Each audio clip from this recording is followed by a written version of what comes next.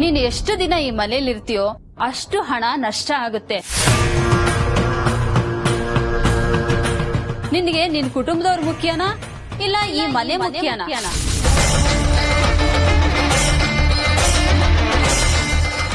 ಯೋಚನೆ ಮಾಡು.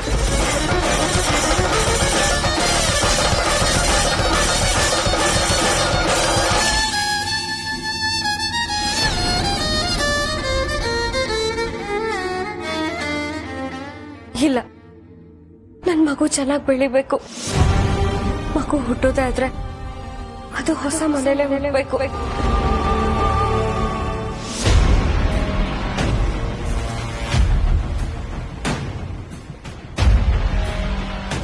ಎಲ್ಲಿ ಹೋದ್ಲಿ ಇವಳು? ನಾಟಕ ಮಾಡಕ್ ಹೋಗಿ ಏನಾದ್ರು ಸಿಕ್ಕಾಕೊಂಡ್ಬಿಟ್ಲಾ? ಮಗಳೇ, ಯಾರಿಗೋಸ್ಕರನೋ ಕಾಯ್ತಾ ಇದೀಯಾ ಅಂತ ಕಾಣುತ್ತೆ. ನನ್ನ ದರ್ಶನಕ್ಕೋಸ್ಕರನ? ನಿನ್ನ ಏಳಿಗೆಗೆ ನನ್ನ ಆಶೀರ್ವಾದ ಬೇಕೆ?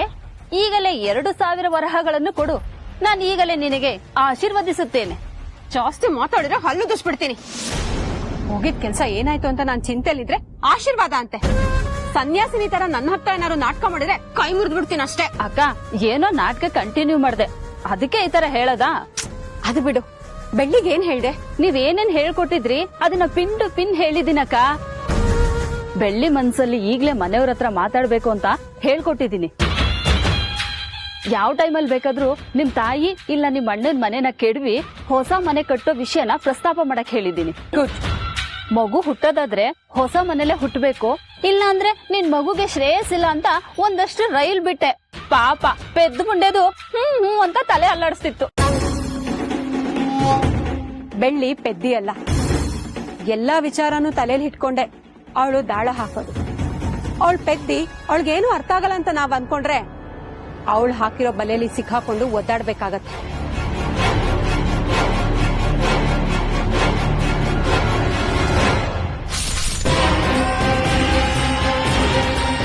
ಹೊಸ ಮನೆ ಕಟ್ಟೋರ್ಗೂ ಈ ಕಡೆ ಸುಳಿಬಾರ್ದು, ಗೊತ್ತಾಯ್ತಾ? ಸರಿ ಅಮ್ಮವ್ರೆ, ಹೊರಡು. ಬರ್ತೀನಿ ಅಮ್ಮವ್ರೆ.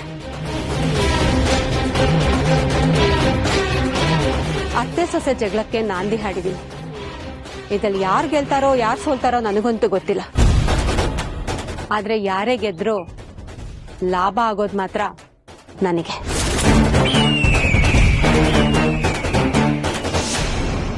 ನಿನ್ನ ಮಗು ಚೆನ್ನಾಗಿರ್ಬೇಕು ಅಂದ್ರೆ, ನಿಮ್ಮಲ್ಲಿ ಹಣ ಆಸ್ತಿ ಇರಬೇಕು ಅಂತ ಅಂದ್ರೆ ಮೊದಲು ಈ ಮನೆಯನ್ನು ಕೆಡವು. ಈ ಮನೆಯಲ್ಲಿ ಸಾಕಷ್ಟು ಸಾವು ನೋವಾಗಿದೆ. ಆ ಆತ್ಮಗಳು ನಿಮ್ಮನ್ನ ಮುಂದೆ ಹೋಗಿ ಬಿಡ್ತಾ ಇಲ್ಲ. ನೀನ್ ಯಾರಿಗೋಸ್ಕರ ಈ ಕೆಲಸ ಮಾಡ್ತಾ ಇದೀಯಾ? ನಿನಗೋಸ್ಕರನಾ? ನಿನ್ ಸ್ವಾರ್ಥಕ್ಕೋಸ್ಕರನಾ? ಅಲ್ಲ, ನಿನ್ ಮಗು ನಿನ್ ಗಂಡನ್ಗೋಸ್ಕರ. ನಿನ್ಗೆ ನಿನ್ ಕುಟುಂಬದವ್ರು ಮುಖ್ಯನಾ ಇಲ್ಲ ಈ ಮನೆ ಮುಖ್ಯನಾ?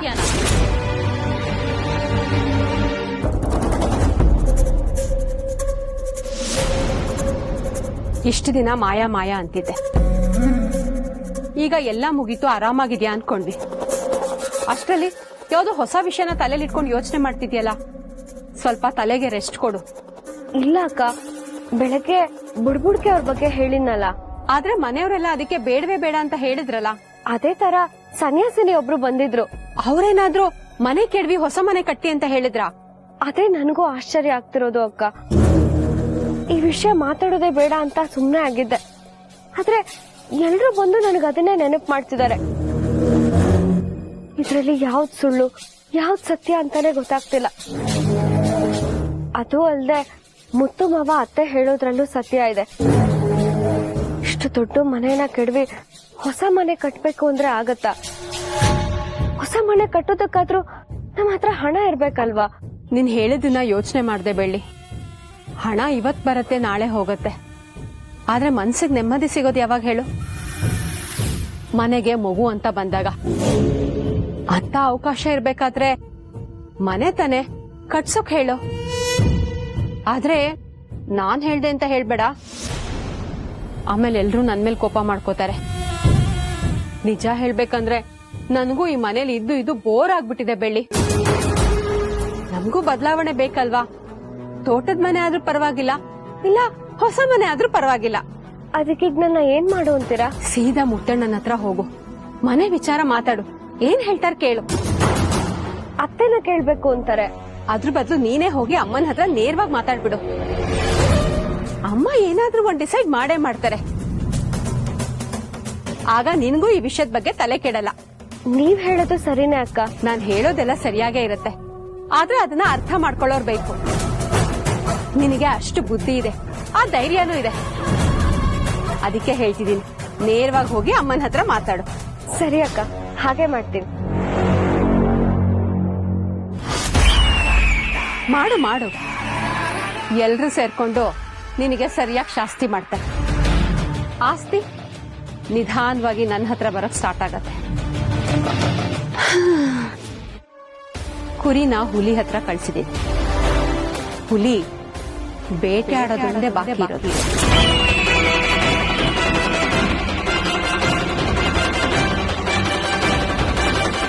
ಬೆಳ್ಳಿ, ಮತ್ತೆ ನಿನ್ ಮನ್ಸಲ್ಲಿ ಭಯ ಕಾಡೋಕ್ ಶುರುವಾಗಿದೆ. ಅದನ್ನೆಲ್ಲ ಬಿಟ್ಟು ನೆಮ್ಮದಿಯಾಗಿರೋದನ್ನ ಕಲ್ತ್ಕೊ. ಇಲ್ದೆ ಹೋದ್ರೆ ಮುಂದೆ ಅದೇ ದೊಡ್ಡದಾಗಿ ನಿನಗ್ ಸಮಸ್ಯೆ ಆಗಕ್ ಶುರುವಾಗತ್ತೆ. ಈ ಬುಡುಬುಡಿಕೆಯವರು, ಸನ್ಯಾಸಿಗಳು ಯಾವ ಉದ್ದೇಶಕ್ಕೋಸ್ಕರ ಹೊಸ ಮನೆ ಕಟ್ಟಬೇಕು ಅಂತ ಹೇಳಿದ್ರು ನನ್ಗಂತೂ ಗೊತ್ತಿಲ್ಲ. ಆದ್ರೆ ಅದರಿಂದ ನಮ್ಗೆ ಯಾವ ಉಪಯೋಗನೂ ಇಲ್ಲ. ಮಗುಗೆ ಈ ಮನೆಯಲ್ಲಿ ಯಾವ ತೊಂದ್ರೆನೂ ಇಲ್ಲ. ಮುತ್ತು, ನನ್ 4 ಮಕ್ಕಳು ಎಲ್ರೂ ಇದೇ ಮನೆಯಲ್ಲೇ ಬೆಳೆದಿದ್ದು. ಈಗ ಎಲ್ರೂ ಸಂತೋಷವಾಗೇ ಇದ್ದಾರಲ್ಲ. ಮತ್ತೆ ಮಗುಗೆ ಯಾರಿಂದಾದ್ರೂ ಸಮಸ್ಯೆ ಆಗ್ತಿದೆ ಅಂತ ಅನ್ಸಿದ್ರೆ ಆಗ್ಬೇಕಾದ್ರೆ ನಾವು ಹೊಸ ಮನೆ ಕಟ್ಟೋಣ. ಈಗ ಸದ್ಯಕ್ಕೆ ಬೇಡ ಬೆಳ್ಳಿ. ಅತ್ತೆ ಪ್ಲೀಸ್ ಅತ್ತೆ. ನೀನು ಮಗುವಿನ ತಾಯಿ ಆಗ್ತಿದ್ಯಾ ಅಂತ ಅನ್ಕೊಂಡ್ರೆ ನೀನೇ ಮಗು ಹಾಗೆ ಆಡ್ತಿದ್ಯಲ್ಲ. ಕಟ್ಟುಕತೆಗಳಿಗೆಲ್ಲ ಬೆಲೆ ಕೊಡಬಾರ್ದು. ಮುಂದೆ ನಾವು ಅದ್ರ ಮಾತನ್ನೇ ಕೇಳ್ಬೇಕಾಗ್ ಬರುತ್ತೆ. ಅತ್ತೆ ಪ್ಲೀಸ್ ಅತ್ತೆ, ಇದೊಂದ್ಸರಿ ಈ ವಿಷಯಕ್ಕೆ ಒಪ್ಕೊಳ್ಳಿ. ಬೇರೆ ಯಾವ್ದೇ ವಿಷಯ ಆಗಿದ್ರು ನಾನು ಇಷ್ಟೊಂದು ಕೇಳ್ಕೊತಿರ್ಲಿಲ್ಲ. ಮಗು ವಿಚಾರ ಅತ್ತೆ, ಮಗುನ ನಾವ್ ಚೆನ್ನಾಗಿ ನೋಡ್ಕೋಬೇಕಲ್ವಾ? ಆಯ್ತು, ನಾಳೆನೆ ಮನೆ ಕಟ್ಸೋದಕ್ಕೆ ಒಪ್ಪಿಗೆ ಕೊಡ್ತೀನಿ. ಆದ್ರೆ ಮನೆ ಕಟ್ಟೋದಕ್ಕೆ ನಮ್ಮ ಹತ್ರ ಹಣ ಎಲ್ಲಿದೆ ಹೇಳು? ಇಂಥ ಕಡೆ ಹಣ ಇದೆ, ಅದನ್ನ ತಂದು ನಾವು ಮನೆ ಕಟ್ಸೋದಕ್ಕೆ ಉಪಯೋಗಿಸ್ಕೊಳ್ಳೋಣ ಅಂತ ನೀನ್ ಹೇಳು.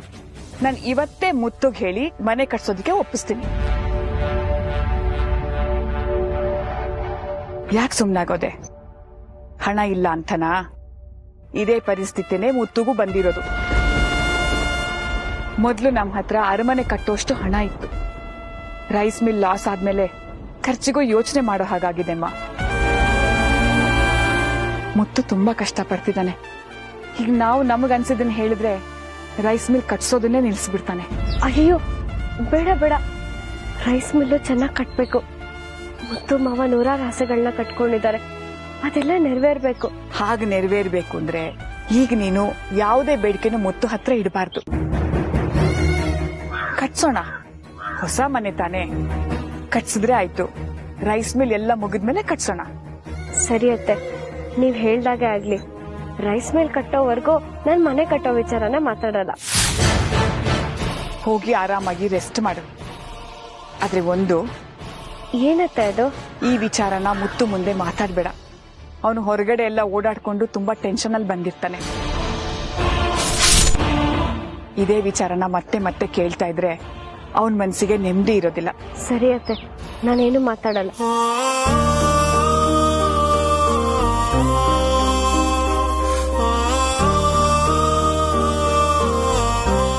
ಏನ್ ಮಕ್ಳೋ ಏನೋ, ಪರಿಸ್ಥಿತಿನೇ ಅರ್ಥ ಮಾಡ್ಕೊಳಲ್ಲ ಅಂತಾರೆ.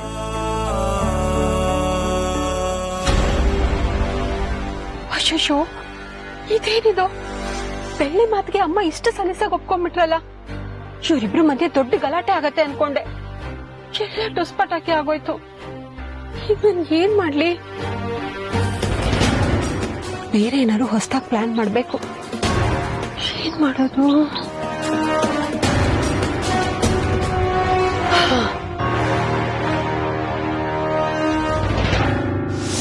ನನಗೇನ್ ಮಾಡ್ಬೇಕು ಅಂತಾನೆ ಗೊತ್ತಾಗ್ತಿಲ್ಲ ಅಣ್ಣ. ಬುಡ್ಬುಡ್ಕೆ ಅವ್ರು ಹೇಳೋದು ಸತ್ಯ ಅಂತ ಹೇಳ್ತಾರೆ. ಅದು ಬೆಳಗಿನ ಜಾವ ಬಂದ್ ಹೇಳೋದು ನಡತೆ ನಡೆಯತ್ತಂತೆ. ಇದನ್ನ ನೀವು ನಂಬ್ತೀರಾ? ಅಪಾರವಾದಂತ ದೈವಶಕ್ತಿ ಇರೋರು ಮಾತ್ರ ಬೆಳಗಿನ ಜಾವ ಬಂದು ಭವಿಷ್ಯ ಹೇಳಕ್ ಸಾಧ್ಯ. ಇದನ್ನ ಸುಳ್ಳು ಅಂತ ಸುಮ್ನೆ ಆಗ್ಬೇಕಾ? ಇಲ್ಲ ಏನಾದ್ರೂ ನಡೆಯೋದಕ್ ಮುಂಚೆ ಎಚ್ಚರಿಕೆ ವಹಿಸ್ಬೇಕಂತಾನೆ ಗೊತ್ತಾಗ್ತಿಲ್ಲ. ಮುಂಚೆ ನಡಿ ಅನಾಹುತನ ಈಗ್ಲೇ ತಡೆದ್ರೆ ಅದಕ್ಕಿಂತ ಒಳ್ಳೆ ವಿಷಯ ಮತ್ತೇನಿದೆ ಹೇಳುವಲ್ಲಿ. ನೋಡು, ರೈಸ್ ಮಿಲ್ ಅಲ್ಲಿ ಶಾರ್ಟ್ ಸರ್ಕ್ಯೂಟ್ ಆಗುತ್ತೆ ಅಂತ ಯಾರು ಊಹೆ ಮಾಡಿದ್ರು? ನಾನು ಇನ್ಶೂರೆನ್ಸ್ ಕಟ್ಟಿದ್ರೆ ಇಷ್ಟೊಂದು ನಷ್ಟನೇ ಆಗ್ತಿರ್ಲಿಲ್ಲ.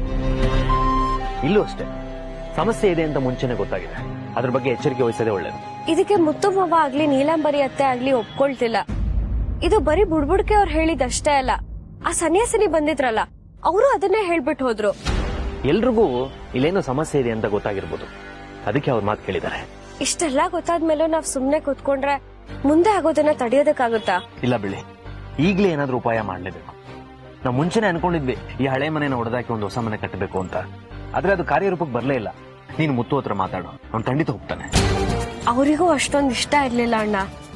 ನೋಡ್ತೀನಿ, ಇನ್ನೊಂದ್ಸರಿ ಮಾತಾಡೋ ಪ್ರಯತ್ನ ಮಾಡ್ತೀನಿ.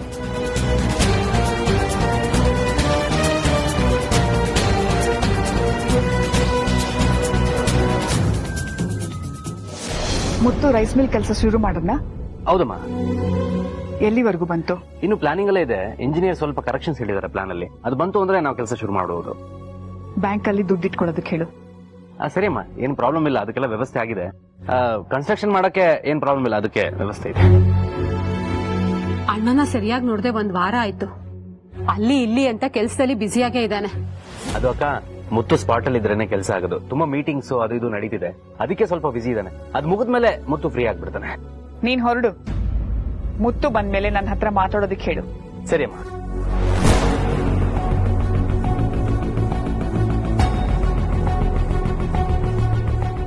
ಮೊದಲೆಲ್ಲ ಬೆಳ್ಳಿ ಹಠ ಮಾಡ್ತಿರ್ಲಿಲ್ಲ, ಇತ್ತೀಚೆಗೆ ಯಾಕೋ ತುಂಬಾನೇ ಹಠ ಮಾಡಕ್ ಶುರು ಮಾಡಿದಾಳೆ. ಏನು ಮತ್ತೆ ಮನೆ ಕಟ್ಟೋದ್ರ ಬಗ್ಗೆ ಏನಾದ್ರು ಹೇಳಿದ್ಲಾ? ಬರೀ ಹೇಳೋದಲ್ಲ, ಕಟ್ಲೇಬೇಕು ಅಂತ ಹಠ ಮಾಡ್ತಿದ್ದಾಳೆ. ಅವಳು ಯಾರಮ್ಮ ಆರ್ಡರ್ ಮಾಡಕ್ಕೆ? ಇರು, ಈಗ್ಲೇ ಅವಳನ್ನ ವಿಚಾರಿಸ್ಕೋತೀನಿ. ಶರ್ಮಿಳಾ, ಸ್ವಲ್ಪ ಸಮಾಧಾನವಾಗಿರು. ಅಲ್ಲ ಅಮ್ಮ, ಕಟ್ಲೇಬೇಕು ಅಂತ ಹೇಳಕ್ಕೆ ಅವಳಿಗೇನ್ ಅಧಿಕಾರ ಇದೆ? ಅವಳು ಈ ಮನೆ ಸೊಸೆ. ಇರಬಹುದು, ಅದೇ ಗೌರವ ಕೊಡ್ತೀವಿ ಅಂತ ಅವಳು ಹೇಗ್ ಬೇಕೋ ಹಾಗೆ ನಡ್ಕೊಳಕ್ ಆಗಲ್ಲ. ಅವಳೀಗ ಗರ್ಭಿಣಿ, ಗದ್ರೋದು ಬೆದರ್ಸೋದು ಮಾಡಬಾರ್ದು ಅಂತ ಸುಮ್ನೆ ಇದ್ದೀನಿ. ಈಗಷ್ಟೇ ರಿಕವರ್ ಆಗಿ ಬಂದಿದ್ದಾಳೆ, ಸ್ವಲ್ಪ ದಿನ ಕಾದ್ ನೋಡೋಣ. ಅವಳು ಗರ್ಭಿಣಿ ಅಂತ ಅವಳು ಹೇಳಿದ್ದನ್ನೆಲ್ಲ ಕೇಳ್ಕೊಂಡು ಮನೆ ಹಾಳು ಮಾಡ್ಬೇಕು ಅಂತಿದ್ಯಾ? ನಾನ್ ನಿನಗೆ ಎಷ್ಟು ಸಲ ಹೇಳ್ದೆ ಅಮ್ಮ, ನೀನ್ ಮೊದ್ಲಿನ ತರ ಇರು ಅಂತ. ಆಗ ಎಲ್ರು ನಿನ್ ಹಿಂದೆ ಬರ್ತಾರೆ, ನಿನ್ ಮಾತ್ ಕೇಳ್ತಾರೆ ಅಂತ. ನೀನಲ್ಲ ನನ್ ಮಾತ್ ಕೇಳ್ದೆ, ಅವ್ರು ಹೇಳಿದಕ್ಕೆಲ್ಲ ಹೂ ಅನ್ಕೊಂಡು ತಲೆ ಆಡಿಸ್ಕೊಂಡಿದ್ಯಾ. ಏನೇ ಆದ್ರೂ ಕೊನೆಯದಾಗಿ ಪರ್ಮಿಷನ್ ತಗೊಳ್ಳೋದಕ್ಕೆ ಅವ್ನು ನನ್ನ ಹತ್ರನೇ ಬರ್ಬೇಕು ಶರ್ಮಿಳಾ. ಒಂದಲ್ಲ ಒಂದಿನ ನೀನ್ ಪರ್ಮಿಷನ್ ತಗೊಳ್ದೆ ಎಲ್ಲಾ ಮಾಡ್ತಾರಲ್ಲ, ಆಗ ನಿನಗೆ ಗೊತ್ತಾಗತ್ತೆ ನೀನು ಈ ಮನೇಲಿ ಎಷ್ಟು ಇಂಪಾರ್ಟೆಂಟ್ ಅಂತ. ಅವತ್ತು ನಾನ್ ತಪ್ಪು ಮಾಡ್ಬಿಟ್ಟೆ, ನಾನ್ ಹೀಗ್ ಮಾಡ್ಬಾರ್ದಾಗಿತ್ತು ಅಂತ ಗೋಳಾಡು. ಇನ್ನು ಕಾಲ ಮಿಂಚಿಲ್ಲ ಅಮ್ಮ, ನೀನು ಬದ್ಲಾಗಿ ಎಲ್ಲಾನು ನಿನ್ ಹಿಡ್ತಕ್ ತಗೋ. ಇಲ್ಲ ಅಂದ್ರೆ ಎಲ್ರೂ ಸೇರ್ಕೊಂಡು ನಿನ್ನ ಮೂಲೆಗೆ ಸೇರಿಸ್ಬಿಡ್ತಾರೆ.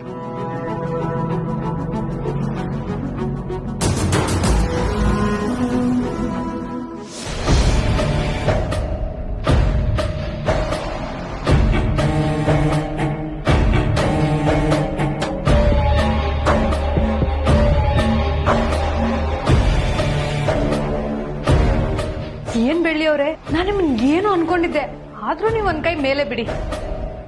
ಏನ್ ಹೇಳ್ತಿದ್ಯಾ? ನನಗೆ ಅರ್ಥ ಆಗ್ತಿಲ್ಲ. ಅದೇ ನೀವ್ ಏನ್ ಅನ್ಕೊಂಡ್ರೆ ಅದಾಗ್ಲೇಬೇಕು. ಇಲ್ಲಿ ಹೊಸ ಮನೆ ಕಟ್ಟಿಸ್ತಿದ್ದೀರಂತೆ? ಹೌದು. ನೋಡಿ ನಿಮ್ಮೇಲೆ ಎಷ್ಟೊಂದು ಪ್ರೀತಿ ಇಟ್ಕೊಂಡಿದಾರಂತ. 1-2 ದಿನ ತಡ ಆಗಿರ್ಬೋದು, ಆದ್ರೂ ನಿಮ್ ಮಾತಕ್ ಬೆಲೆ ಕೊಟ್ಟು ಒಪ್ಕೊಂಡಿದಾರಲ್ಲ, ನಿಮಗ್ ತುಂಬಾ ಖುಷಿ ಆಗಿರ್ಬೇಕನ್ಸುತ್ತಲ್ಲ. ಮಗುಗೋಸ್ಕರ, ಮಗು ವಿಷಯಕ್ಕೋಸ್ಕರ ಅಂದ್ರೆ ನಾನು ಅದೆಂತ ಕಷ್ಟ ಆದ್ರೂ ಅದನ್ನ ದಾಟ್ಕೊಂಡ್ ಬಂದೇ ಬರ್ತೀನಿ. ಇದು ಮನೆ ವಿಚಾರ ಅಲ್ವಾ, ಅದಕ್ಕೆ ಎಲ್ರೂ ಸೇರಿ ಒಂದ್ ನಿರ್ಧಾರ ತಗೋಬೇಕು. ಏನೊಂದ್ 6 ತಿಂಗಳಾದ್ಮೇಲೆ ಮನೆ ಕಟ್ಸಕ್ ಶುರು ಮಾಡ್ಬೋದಾ? ಇರ್ಬೋದು, ಆದ್ರೆ ಮುತ್ತು ಮಾವನ ಯೋಚನೆಗಳೇ ಬೇರೆ ಇದೆ. ಅಂದ್ರೆ ರೈಸ್ ಮಿಲ್ ಕಟ್ಟಿದ್ಮೇಲೆನೆ ಮನೆ ಕಟ್ಸೋದು ಅನ್ಸುತ್ತೆ ಬಿಡಿ.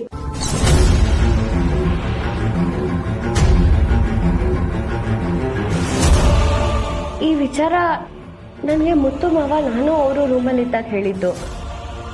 ಇದು ನಿನಗೆ ಗೊತ್ತಾಯ್ತು? ಬೆಳ್ಳಿಯವರೇ, ನೀವಿನ್ನು ಹಳೆ ಕಾಲದಲ್ಲಿ ಇದ್ದೀರಾ. ಈ ಮಾತು ಮುತ್ತು ಅವರು ನಿಮ್ಗೆ ಹೇಳಿದಲ್ಲ, ಮುತ್ತು ಅವ್ರಿಗೆ ಅಮ್ಮ ಹೇಳಿದ್ದು.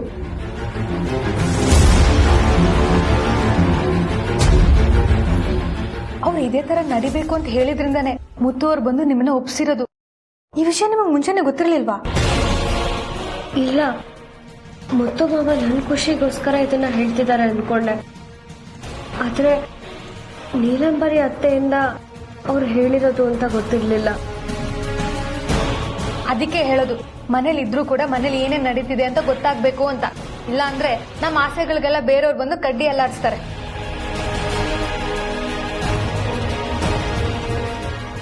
ನಾನು ಈಗಲೇ ಅತ್ತೆ ಹತ್ರ ಮಾತಾಡ್ತೀನಿ. ಅಯ್ಯೋ ಬೇಡ ಬೇಡ, ನಾನು ಈ ವಿಷಯ ನಿಮ್ಗೆ ಹೇಳಿದೀನಿ ಅಂತ ನೀವೇನಾದ್ರೂ ತಿಳಿಸಿದ್ರೆ ನನ್ನ ನಿಮ್ ಮನೆ ಬಿಟ್ಟು ಕಳ್ಸ್ಬಿಡ್ತಾರ ಅಷ್ಟೇ. ನಾನು ಈ ವಿಷಯ ನಿಮ್ಗೆ ಯಾಕೆ ಹೇಳ್ದೆ ಅಂದ್ರೆ ಈ ಮನೇಲಿ ನಿಮ್ಗೆ ಎಷ್ಟೊಂದು ಅನ್ಯಾಯ ಆಗ್ತಿದೆ ಅನ್ನೋದು ನಿಮಗ್ ತಿಳಿಲಿ ಅಂತ.